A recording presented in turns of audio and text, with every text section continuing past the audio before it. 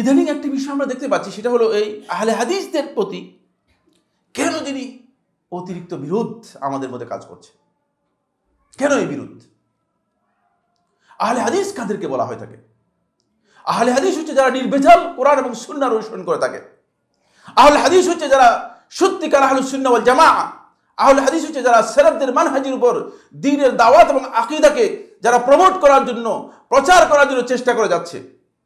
কিন্তু কিছু সংখ্যক ভাই নিজেদের হয়তো সংকীর্ণতার কারণে অথবা আহলে হাদিসদের সম্পর্কে না জানার কারণে তিনি ব্যাপকভাবে আহলে হাদিসদের বিরুদ্ধে বিভিন্ন ধরনের প্রপাগান্ডা, অপপ্রচার চালিয়ে তাদের বিভিন্ন প্রোগ্রামগুলো বন্ধ করে দিচ্ছেন, বাধা দিচ্ছেন, পন্ডুল করে দিচ্ছেন, মসজিদগুলো ভেঙে ফেলছেন, মসজিদে আক্রমণ করতেছেন, মানুষদের উপর আক্রমণ করতেছেন। কেন ভাই? এটা কি একথা প্রমাণ করে না জ্ঞানগত দিক থেকে, নৈতিকতার দিক থেকে, আদর্শিক দিক থেকে আপনি পরাজিত হয়ে আপনি আপনার পেশি শক্তি দিয়ে আহলে হাদিসকে দমন করার জন্য চেষ্টা করছেন? কেন? আপনি আপনার বক্তব্য তুলে ধরুন, আপনি আপনার জ্ঞানকে তুলে ধরুন মানুষের সামনে, তারা তাদের জ্ঞানকে তুলে ধরবে। আমার বন্ধুগণ, আহলে হাদিসের মানহাজ এই নয় যে আহলে হাদিসরা পূর্ববর্তী আলেমদের কাউকে গালিগালাজ করেন।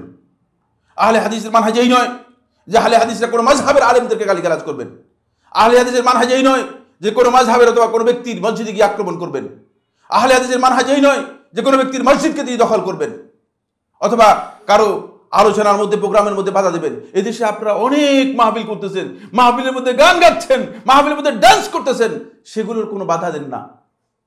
কবর পূজারীরা দিব্যি কবর পূজা করতেছে, আল্লাহ রাব্বুল আলামিনের সাথে শিরক করতেছে, সেখানে আপনারা বাধা দিচ্ছেন না। কিন্তু কেন আহলে হাদিসরা কোরআন এবং হাদিসের আলোচনা করবে, ইসলামের আলোচনা করবে, সেখানে আপনি বাধা দিচ্ছেন?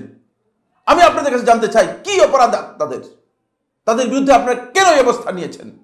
আমি স্পষ্ট করে বলতে চাই বন্ধুগণ, এটা হচ্ছে কোনো ব্যক্তি যখন নিজের ঘরের মধ্যে যখন কোনো কারণে মানে ঝগড়া বিবাদ করে মাতলের মতো হয়ে যায়, পাগলের মতো হয়ে যায়, তখন বাইরে এসে মানুষদের সাথে সে হইচই করে, মানুষের সাথে দুর্ব্যবহার করে।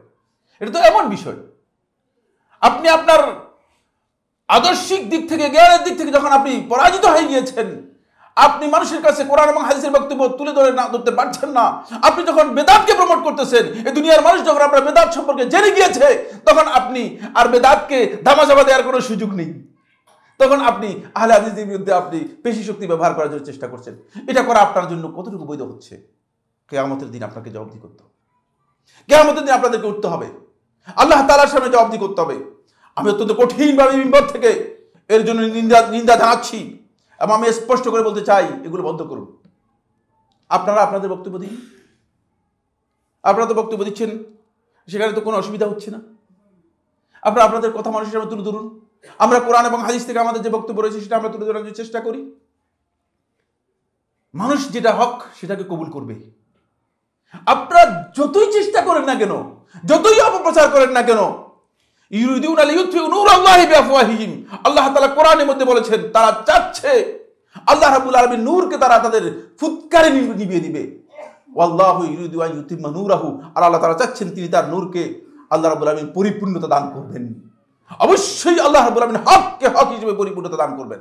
হক মানুষের কাছে স্পষ্ট হয়ে যাবে, যতই আপনারা অপচেষ্টা করুন না কেন। কিন্তু এই অপচেষ্টাটা আপনাদের হীনমন্যতার পরিচয়, এই অপচেষ্টাটা আপনাদের অজ্ঞতার পরিচয়, এই অপচেষ্টাটা আপনাদের হিংস্রতা এবং বর্বরতার পরিচয়। আমি অত্যন্ত বিনয়ের সাথে আপনাদেরকে অনুরোধ করবো, এই কাজটি আপনারা করবেন না।